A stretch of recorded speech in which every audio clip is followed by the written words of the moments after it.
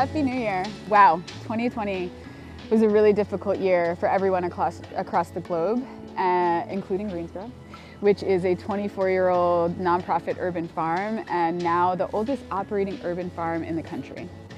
And it was built by Mary Seton Corboy in the mid-90s, and Mary used to talk about this place as a ship. And if you listen to her, she thinks of the land and the greenhouses and the physical infrastructure of this place, which allows it to keep moving forward, as the mast.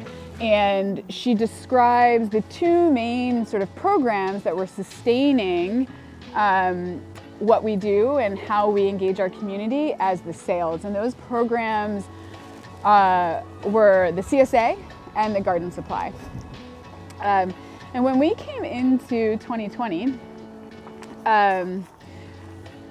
Greensgrow already had a little bit of a crisis on our hands. At the end of 2018, one of those major sales that was supporting our ability to engage our community had sort of crumbled. And so we had one major sale, the garden center, and then the other sale, the CSA, was more like a tattered wing that we were holding on to. And most of 2019, we had been spending rebuilding our programs and rebuilding our capacity to do meaningful work in our community. And it was successful. We were focused on and building energy around native plants and engaging our physical infrastructure and successful in our fundraising around rebuilding our greenhouse, investing in native plants, and becoming a better demonstrator of how to grow food and also how to engage all sorts of landscapes in the urban center, because it's not just about food, it's about our climate, it's about our habitat, and creating a better environment for all of us. So when 2020 hit, or when COVID hit, at the beginning of 2020, that's the height of our season.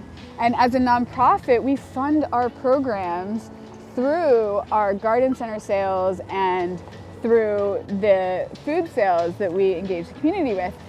And we were in lockdown. So Greensgrow lost 50% of our income. That has meant that we just needed to sustain ourselves. So at the end of lockdown, we weren't able to open up the same way that other businesses were. We weren't able to deliver the same programs that everyone's used to. But we did make sure that we took care of our community. Throughout COVID and throughout the lockdown, we prioritized getting 500 mini gardens out to essential workers.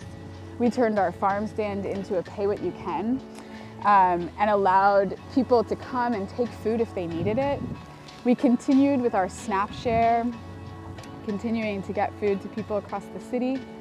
And we made sure that everyone had access to gardening supplies, soil, and veggie starts so that they could sustain themselves and have more food sovereignty in their own worlds. We did that through quickly flipping to an e-commerce site, which is something this farm has never done, and garden centers don't belong on the internet in that way, so it was hard to navigate. And so we're in the process right now of rebuilding.